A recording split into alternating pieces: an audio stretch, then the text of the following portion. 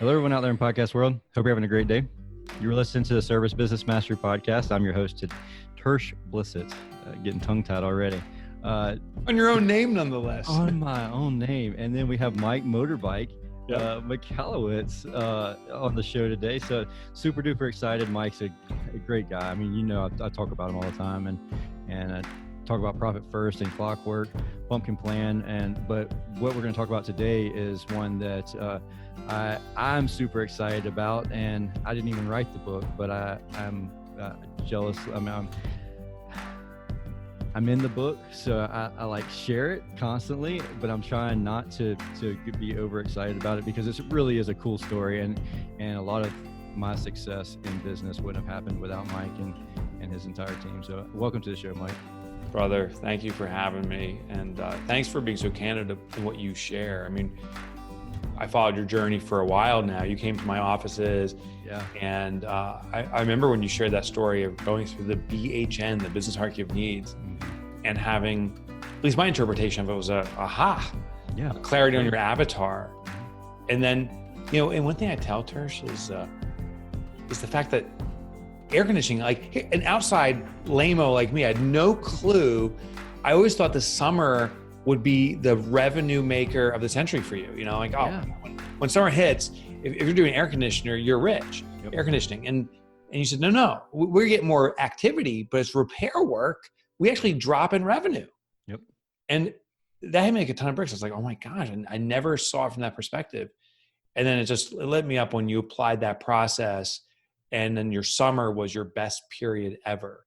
Yeah, and it was so awesome because I had realized it a couple of years ago, and a lot of people that even listen to this show, they don't realize it until they watch their numbers that, our average ticket would go from $200, $400 in the wintertime, and then it would drop down to 75. I mean, it would be ridiculous because people were just running and gunning, and it was like, try to catch 12 calls a day, try to catch 20 calls a day.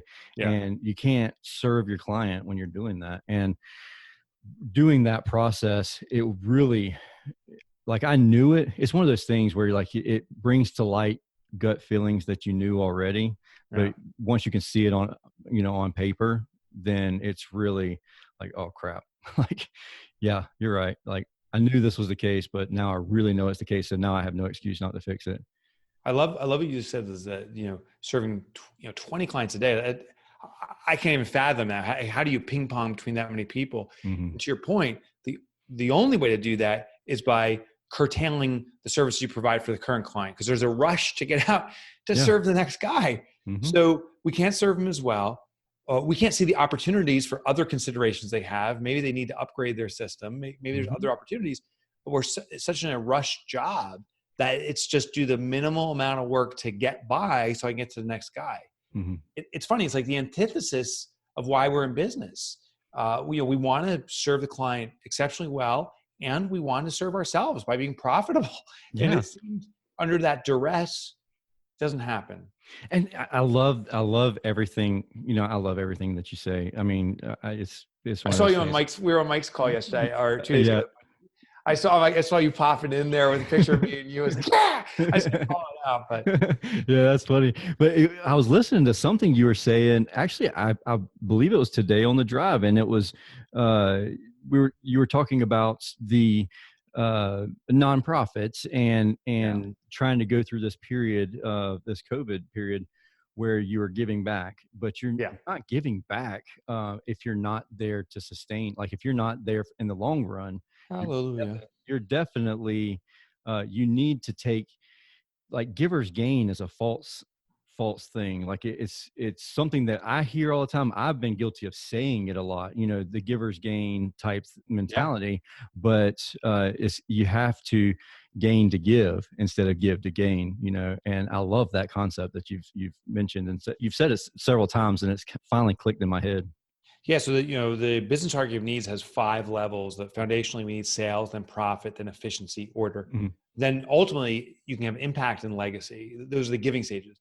So the first 3 stages are about getting. We need to get sales and get profit into organization, because the only way you can contribute to your client is if you're profitable. Like, I'll tell you this, your clients, my clients, our clients want us to be profitable. Now they don't use those words. Like I suspect you've never done a job where a client's like, hey, can you double the rates on Right.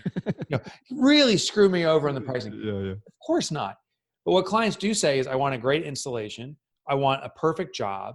I want there to be no mistakes, no workmanship problems. I definitely don't want you distracted by worrying about how you're making money. Focus on me. Mm-hmm. Well, the only way we can do our best, be focused, care for this customer is if we don't have to worry about money. Mm-hmm. Because most business owners are worrying about money. Most business owners, while they're doing the job, they're worrying about the next job. And therefore, they dilute themselves. They can't focus on what they're doing. So the active client gets an inferior experience because they're not profitable. Right. Well, if we focus on the gets first, if we get sales in, we get profit in, and we ensure that our business is healthy, it removes all of that stress. It allows us to concentrate and be great contributors. I was sharing, particularly in the COVID crisis, quite a few businesses made bold statements of how they're going to contribute. And they followed up on their words to the community. I consider the ultimate sin. These businesses or actually, I can't think of one that's not, they're all out of business. They said they're going to give by sacrifice. That's the mistake. If you give until it hurts, it will hurt you at a certain point. Yeah. And it'll defeat you from continuing on. So these companies, they did great things for 2 or 3 weeks, but I think they committed the ultimate sin. They can't be around for 2 or 3 years or 2 or 3 decades. Yeah. To really be of service to the community. I think what you're doing is exceptional. And I experience my own business too, is I care for my customers. You care for your customers. And I do it, and you do it profitably, because that's caring for ourselves. And when we're fair to our customers and fair to ourselves, it brings about sustainability, allows us to have greater impact. I actually consider what you and I are doing is far more noble than flogging our business to death and sacrificing it. It is about contribution in a way that is sustainable. So tell us about Fix This Next, for the people that are living under a rock and haven't heard me talk about it or share it on social media. What is Fix This Next? And like really quick through the hierarchy and needs. Sure. It would be so cool if there's some guy actually listening to this and he does live under a rock. Like, could you imagine that? He's like, oh yeah, I built my house under this boulder. Actually, I do live under a rock, and I never heard of this guy. Right. So the premise of Fix This Next, how it came about, and you were there as I was developing it. So the premise, though, was that the biggest challenge business owners face is knowing what their biggest challenge is. I would argue you're a great example. You were moving your business forward. You were addressing 1,000 things, right? But it was very hard to pinpoint what's that one thing that had the greatest impact. And you did it. You found it.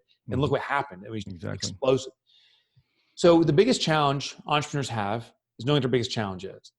Then I developed the business hierarchy of needs, a way to pinpoint the vital need of your business, the one most important thing. And by definition, there can only be one most important thing. Right.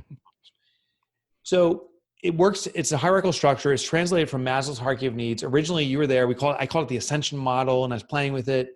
Tersh. By the way, I thought it was really cool back then, the way you had it. And I was like, oh yeah, this is awesome. And like ego and all that stuff. And I was like, yeah. Oh yeah. So you remember that stuff. Yeah. And you can see the evolution of it as you tested it.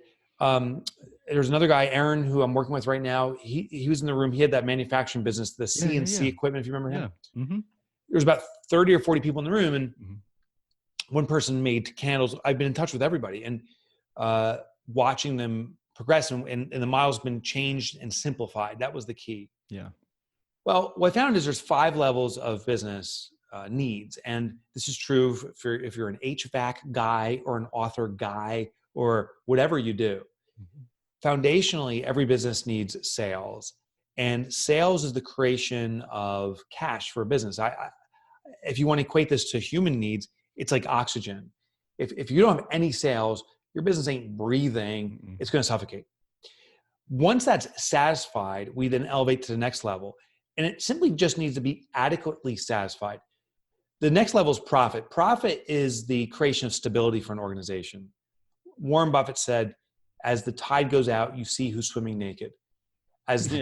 Right? As recession occurs, you see what businesses didn't focus on profitability. Profitability translates to the stability of an organization. No profit done. It's the absorption of that oxygen into the bloodstream of the business. And sadly, even at these 2 basic levels, many business owners are confused. We trust our gut. We say, we need to sell our way out of this. Mm-hmm. Well, that's like saying, I need to breathe my way out of this. You're trying to build stamina and muscle for your business, and you start hyperventilating, trying to thinking that will make muscle. It doesn't. It's sales does not cure everything. Sales is necessary, but it's not sufficient. You have to have profit, and you have to have these other elements. With bad profit or no profit, or not knowing your numbers, sales could put you in more damage. You have more sales, like you could sell $50,000 worth of phones. Oh, thanks for rubbing that one in. That's what I did. Yeah. So sales is a obligation for the business. So thanks for sharing that. When I had a tech company doing computer systems, we had an opportunity to sell phone systems. This is when VoIP was just starting out, and 3Com had a system. And I got a client and our prospect, and I convinced him VoIP is the future. He's like, I'm all in. I sold him 50 phones, and I called 3Com. That was the provider of the phones. I'll never forget. I put in the book. I called him and said, hey, we sold a 50 set system. We need to install this next month. And the engineer on their side goes, holy shit. And I said, what? Yeah. He goes, 50 phones? I said, yeah. He goes, holy shit.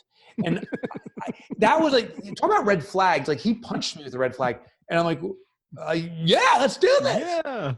3Com, up to that point, even in their own lab, hadn't done anything more than 10 phones. They didn't know if it would work or not. And it didn't.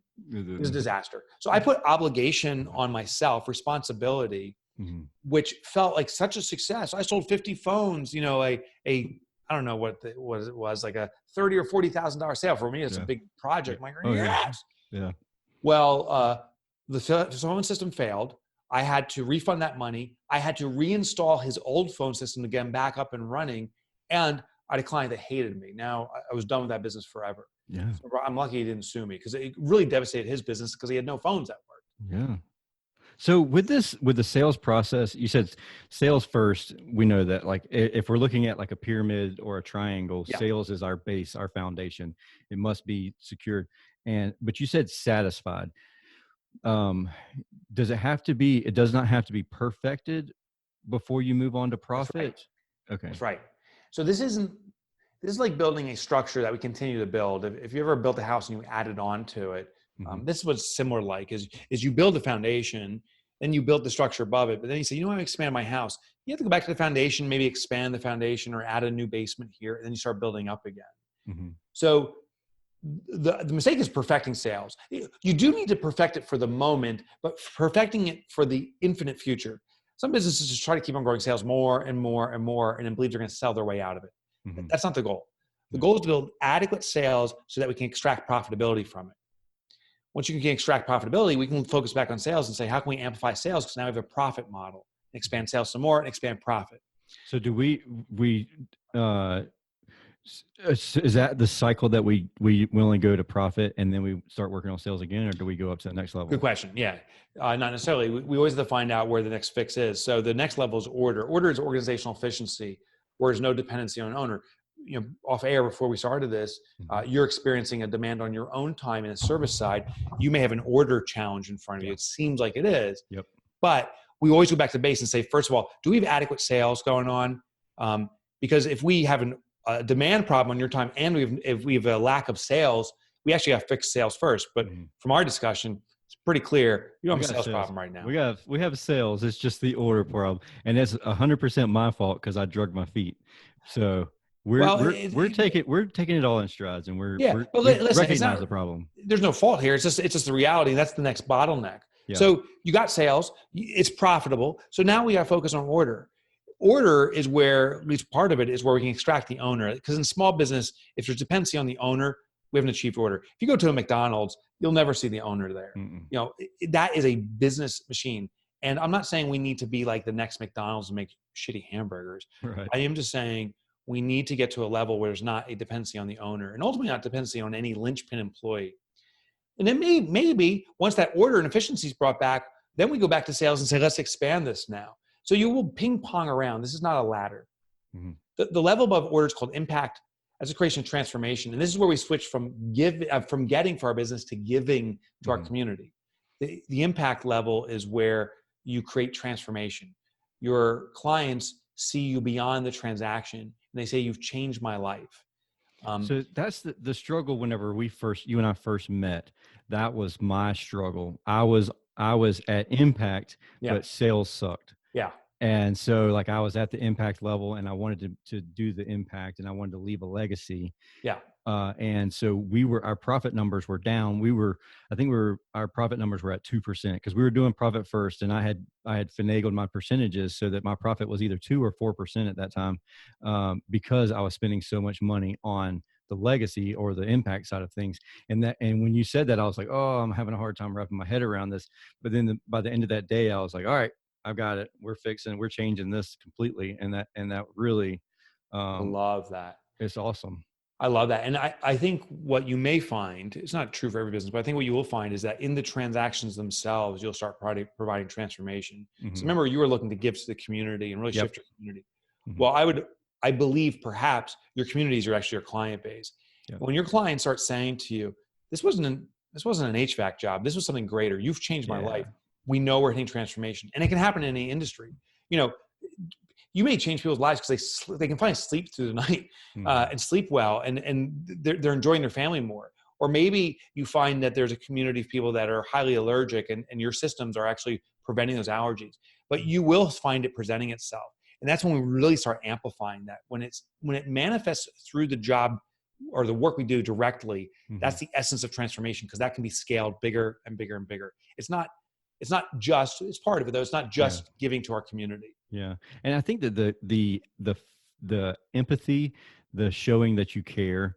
I mean, whether we were doing plumbing, HVAC, Oh any yeah, home services, just the communication, the over communication, that's the feedback that we get. We get yeah, that impact level because these people really care about us. Like we had one client that was just moved into their house. They hadn't even physically moved into their house yet, and their grass was a half, 2 foot high in the yeah. front yard, and they were moving from Cleveland, Ohio, in the U-Haul truck.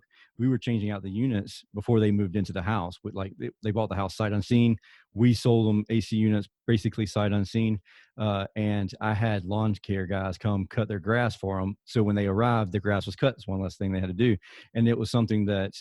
Nobody asked me to do it, anything else like that. And I'm not patting myself on the back. It was just one of those things that it was we seen it instead of like complaining, I gotta walk through this grass to get to Right, this. right. You actually addressed it. We just took care of it. And then now this guy is such a cheerleader for us. Anytime somebody posts anything on Facebook, he's on it and he's like, call Tersh, call Julie. Like they'll take care of you. Yeah. You know what's so powerful about that story is I strongly suspect your intention was not to get a guy No, bragging about you. right. That was the benefit of just being you. Because Absolutely. I know you well enough. That's just the Yeah. guy you are. And that's powerful. And that is transformational. When you care for the customer Hmm. more than they can even care for themselves, Right. they will notice. Yeah. They will take accounting of that. And that is transformational, just to care. And Yeah. sadly, many businesses don't do that, but that is the opportunity. Right. Once you hit the impact level, the highest level, if you will, in the hierarchy, again, this isn't a ladder you climb to the top and stay there, bounce around, is legacy. Like what found fascinating from my research is legacy is where business owners told me they had a great realization. They were never business owners. Yeah. They've always been business stewards, meaning that they realized they had a responsibility to bring this entity, this business to life, but it's about the life of the entity more than it is their involvement in the business. Hmm. It's about the continuance of the business. So legacy is where we've created this impact. And now it's like, how is this going to live on regardless of me? Right. That's what legacy is. I like it. It's awesome. People can go and see how they stack up on this. Where can that happen? So you can go to thankyouFixThisNext.com, Hmm. and there's a big red button. It says take the free eval. It's a great way to evaluate your business. You don't even need to read the book to do the evaluation. It takes 5 minutes or less, and it'll pinpoint where your next vital need is in your business, where you need to concentrate your energy. These elements we talked about, all of them play out at all times. So our business is always in the ballpark of these. You are having impact. You are forming a legacy. You are having sales. You do have profit, but it will pinpoint where we need to concentrate our energy on the next resolution, which in your case is order. Yes. Maybe in my case, it's sales. It'll pinpoint where to work while maintaining the others. And once that's resolved, that order need, a new need will present itself. And that same test will point to the next need and the next after that. Now, do you use this process for every task or every decision that you make throughout the day, or do you think that should only be used in like a month-long planning project or? Yeah, I use it as a planning tool, as a prioritization tool. So if I sit here and say, I don't know what I should be doing, as opposed to, if I'm entering emails and I'm like, should I really be doing this? I go to the tool and say, what's the corporate problem? Yeah. Once I identify the corporate problem, we all have our jobs here, but I concentrate a team on it, maybe myself or maybe someone else. Once the team is working on it and I don't need to be involved, it doesn't mean I need to find the next fix. That's my business's need. They got to get that fixed, or at least on the pathway to fixing, before we identify the next need. So not every task, just in the prioritization of our strategic plan. Cool. Last question for you. I already know the answer, but I want to ask it for the listening audience. What book should you read first?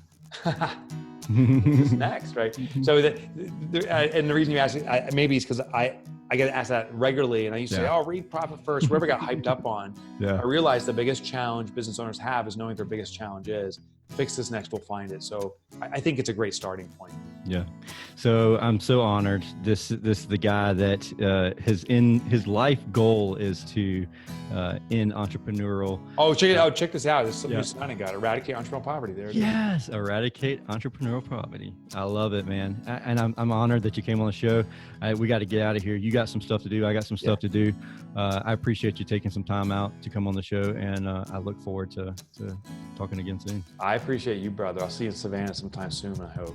At a Bananas game. Yeah, I'd love to. I'd love to hang out at a Bananas game. We'll be firing down some beers. Yeah, man. All right. I'll talk to you later. See you, Tersh.